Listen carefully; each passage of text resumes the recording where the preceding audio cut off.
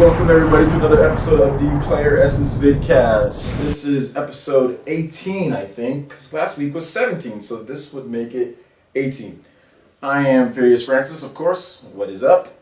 Over here, Hero the Impaler, and Oh, wait a minute. A-Train's playing Witcher. Oh, A-Train, you know what? A-Train's not here today. Don't ask why. Don't ask why. Where's A-Train? Where's A-Train? Get that Where's Waldo book. But anyway, we still got a good cast, the regular crew, me and Hero. So we're gonna get right into a huge episode for you guys. Probably not as big as last week's, but definitely good stuff.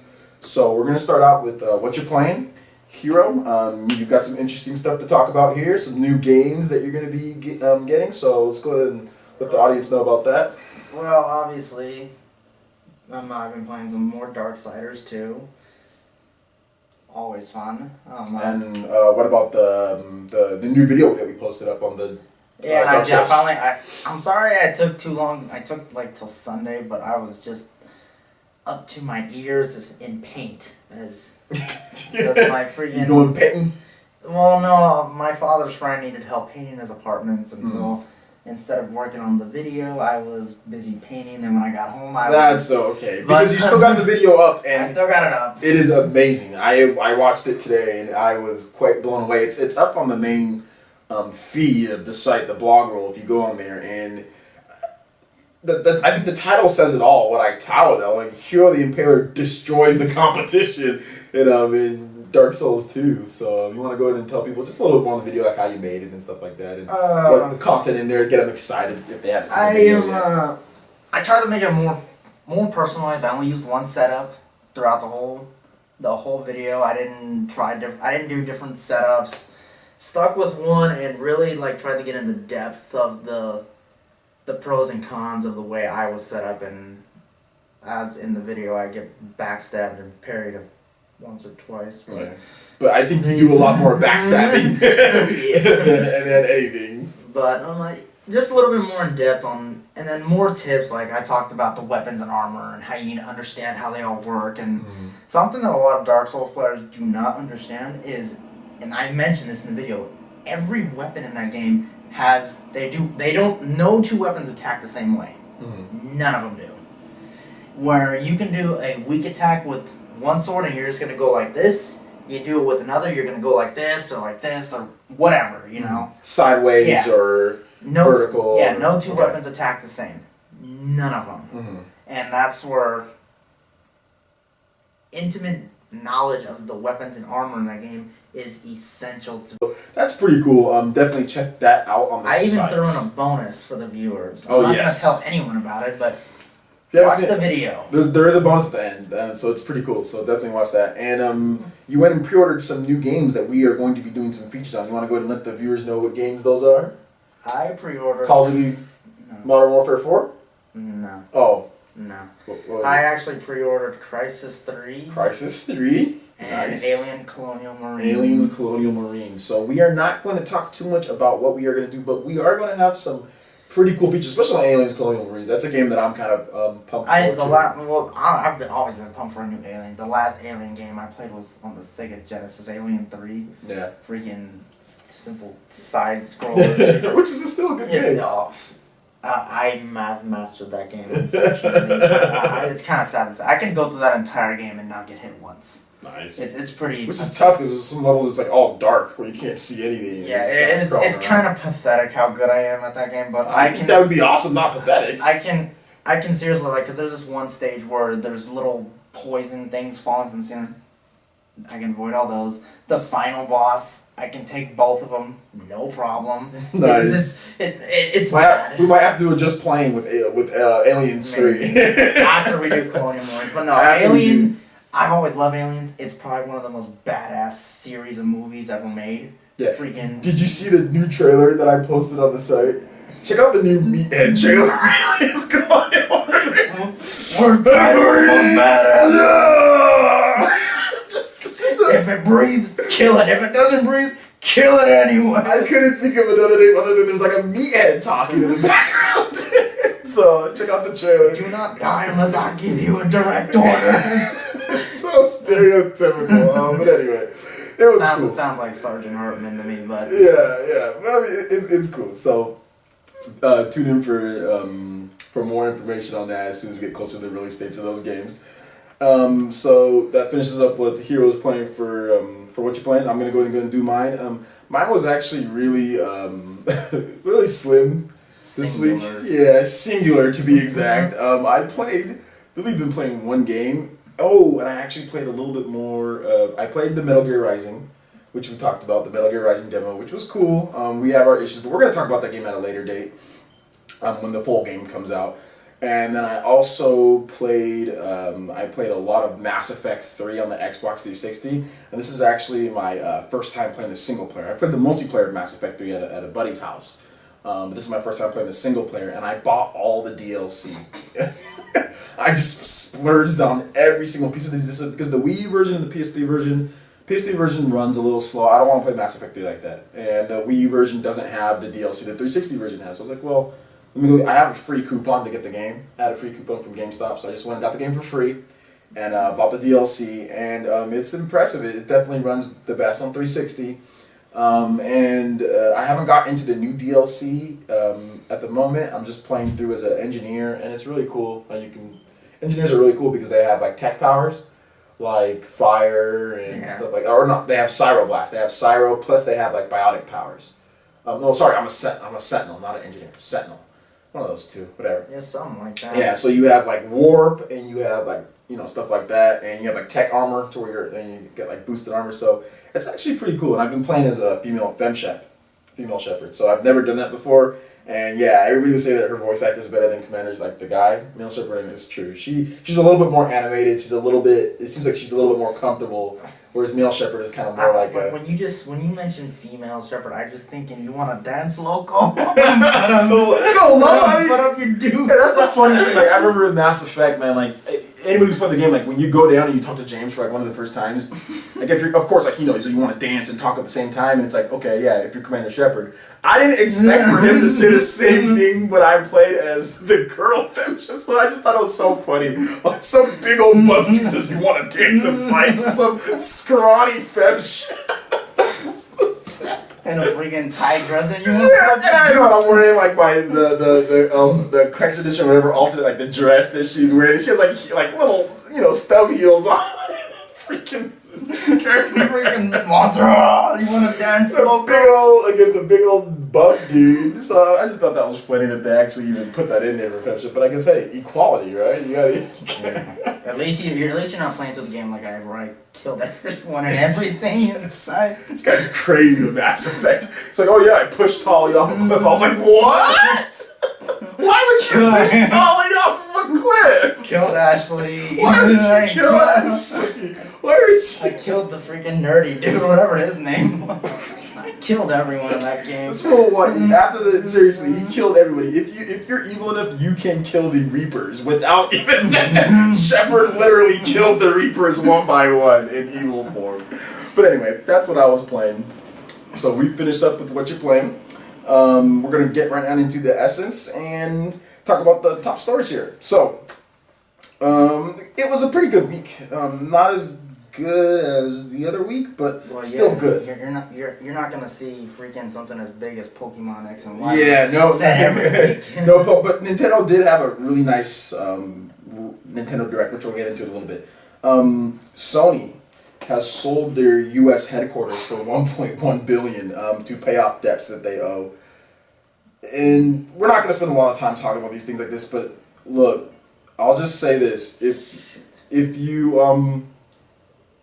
Sony and Microsoft, their gaming divisions are in trouble. If it wasn't for their overhead, if it wasn't for their TVs and their big, they might be out of business, in my opinion, because you can't be losing $3 billion a year and expect to be in business, Okay. Their gaming divisions need to start making profits. Sony needs to start turning away to make a profit on their games. So are you thinking the PS4 and the 720 are more like make or breaks for Sony and Microsoft? You know what? Yes and no. I just think that Sony really needs to rethink the way that they plan their games and how they use like their games, like what they do. because it's not working. For some other games it works, like God of War, Uncharted, it works. But for games like Killzone, where they spend just as much money and it doesn't reach quite that level, that's where they need to rethink what they need to do. Either making their engines, easier to develop for, or whatever the case may be, or they need to figure out a way, to lower the cost of development and sell at a more frequent way. Because the biggest selling games on their systems are still third-party games, not first-party games, which is with Microsoft, that's kind of different.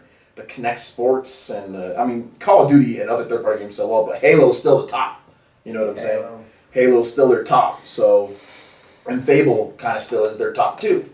So Sony just needs to figure out a way to, just get things a little bit into gear. Microsoft is kind of the same thing. They need to get some actual IPs. Microsoft just needs more. But anyway, that's that. God of War Ascension. So let's move on to some positive news. God of War Ascension, if you buy that, it actually gets you early access to the Last of Us demo. So that's actually really cool. Once you get the game, you just pop it in your PS3 and you'll see the thing for that. So I'm actually interested in the Last of Us. So, and I'll play God of War at some point.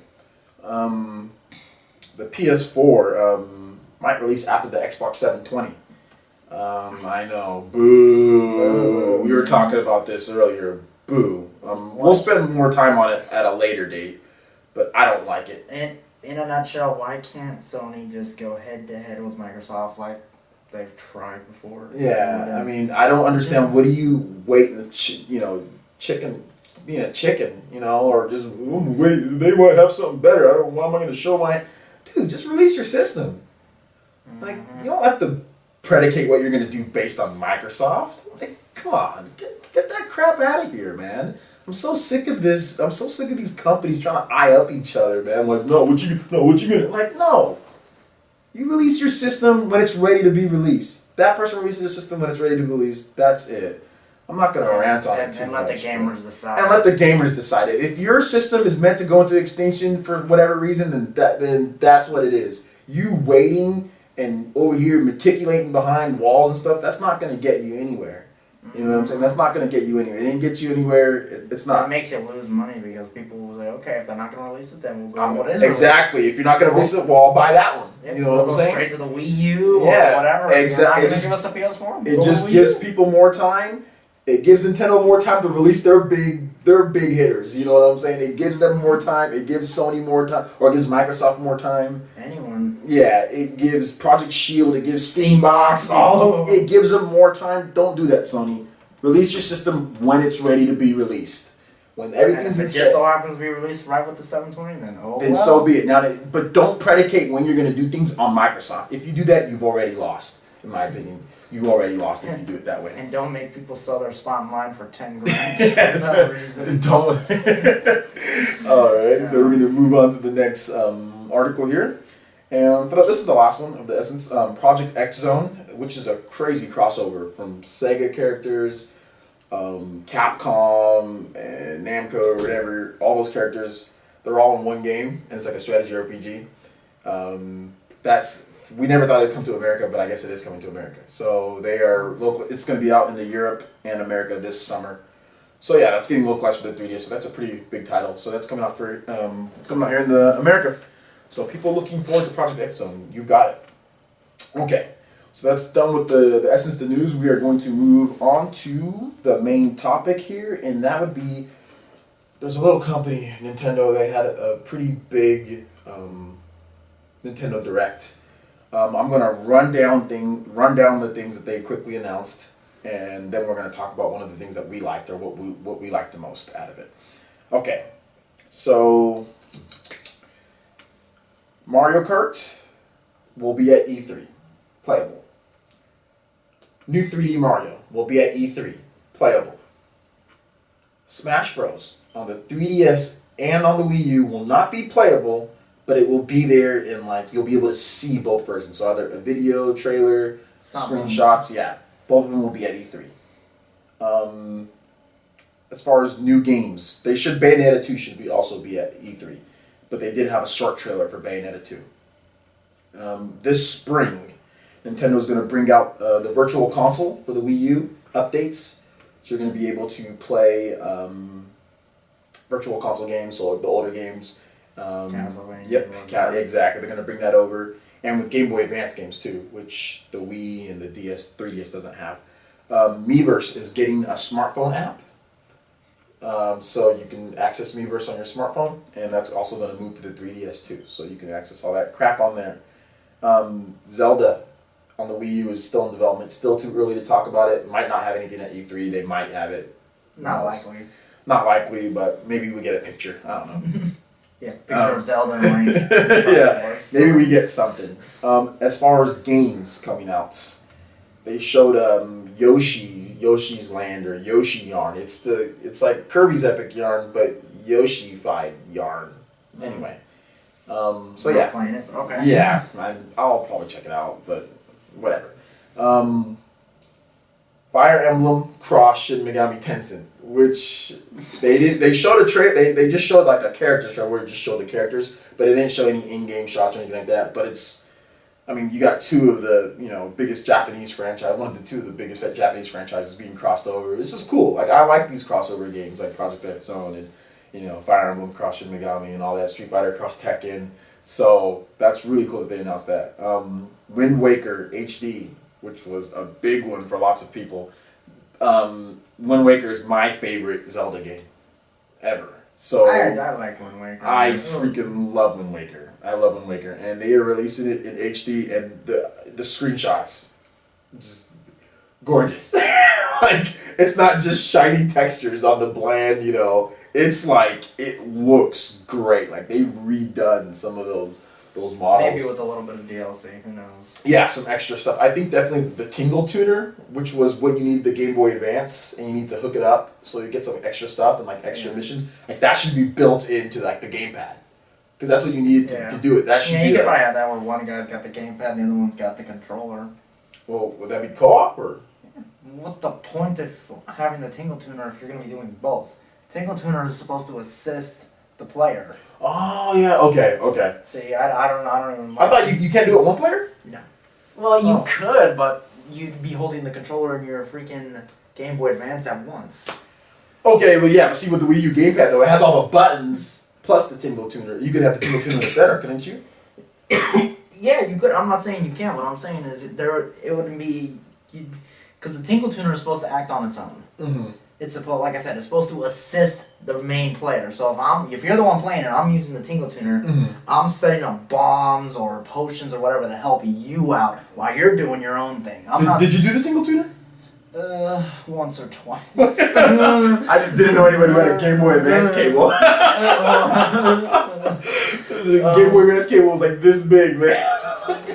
You're like right next to the GameCube. Once or twice, yeah, I did it. Okay. Good idea for the time, but no. Technology. Yeah, no. Good idea, just really bad execution. Yeah, but now when it comes to the Wii U, yeah, that's something that you could probably do, especially with that gamepad. Mm-hmm. Okay. So and we also got an update on Bayonetta 2. There's a trailer. I'll put it up. So there's no concrete actual gameplay, but they just show some of the models, show like them kind of like a developer video of them sizing up. Those guys look so serious, man, when they're developing. Like I always look at Japanese developers videos compared to American, and all the Japanese people are just and they're all so serious. Whereas Americans are just smiling and joking and laughing, and the Japanese people are just this is serious. This is. Yeah, it's kind of like me when I go to order my sandwich. So I just always find it funny. I love the Japanese and I love the Japanese developer videos and things like that because they take. That's why seriously. Japanese games are so hard. Is because hardcore people develop this stuff. It's not they put it in. No, they're not like Gearbox and have a sense of humor with some games. I mean, they'll be crazy. They'll have but crazy is in Japanese culture, that type of crazy, that's what they do. We find it funny. To them, that's perfectly normal. So yeah, game insanely hard. That's man, that's so hard. Yeah, so it was it's just another game. Or even Bayonetta, some of the stuff Bayonetta does, some of her the way she acts and just stuff like that. We just oh man, it's over the top. Japan, it's There's another lady. There's another animated thing. It's not a big deal. But anyway. So that was that, and then probably the biggest thing for me personally, and I think you liked it too, was what we're going to talk about a little bit was the announcement of X, or Xenoblade 2 as I call it. I wrote an article on this. It's getting some pretty good traction on N4G, doing pretty well for me. And it just basically, from what I saw from the trailer, that embodies to me what next gen would be. Like something that you couldn't do, not from just looking at it, you know what I'm saying? That you can't do gameplay plus graphics. Like combine the two, you know what I'm saying? Can you have an open world with the type of battle system, you know, that they've implemented? I mean, and anybody who's played Xenoblade 1 knows, like, that battle system is deep. It is, you don't even know, like, you're like, I think it's an action RPG. I think it's an MMO. I think it's like, you're just kind of like, and then you're like, I don't care what I think it is. It's awesome. It's just, it all just mends. And then, like, but the only thing you can say is like, well, look at the game. It's like, it's SD, it doesn't look good, you know. And you look at all the games that have been on the Xbox 360 and PS3, and you're like, yeah, well, none of those games have this big world and can do that. You know, we get Final Fantasy 13. That's what we get. You know, we get 4-disc Lost Odyssey. You know, turn-based RPG. I mean, JRPGs have not been. This generation has not been good to console JRPGs. It's not been very good. And then you see this game come out, and you're like, wow, this looks amazing. You know. Yeah. The monsters were huge. The textures, the detail. When you get into the mech and you fly off, man, it's just like, I was blown away. Honestly, I was really just blown away, and mainly because I'm a huge JRPG fan, you know. I remember Square Enix said, "Oh well, HD towns are too hard. HD making stuff like that would be too hard." And maybe they're right, because look how much trouble they're having with Final Fantasy Versus 13, Final Fantasy 13 Versus, or Final Fantasy Versus 13. Whatever, man. Yeah, so check out that article. You have anything to say about the game? Because I know you checked it out, but you're not a huge JRPG guy, right? The only kind of RPGs I like are turn-based, honestly. I don't know. The closest thing to a JRPG I think I played was Kingdom Hearts. It's well, that's an action RPG. Yeah. Yeah, that's an action RPG. That's about it. But Kingdom Hearts on the PS2. Yeah.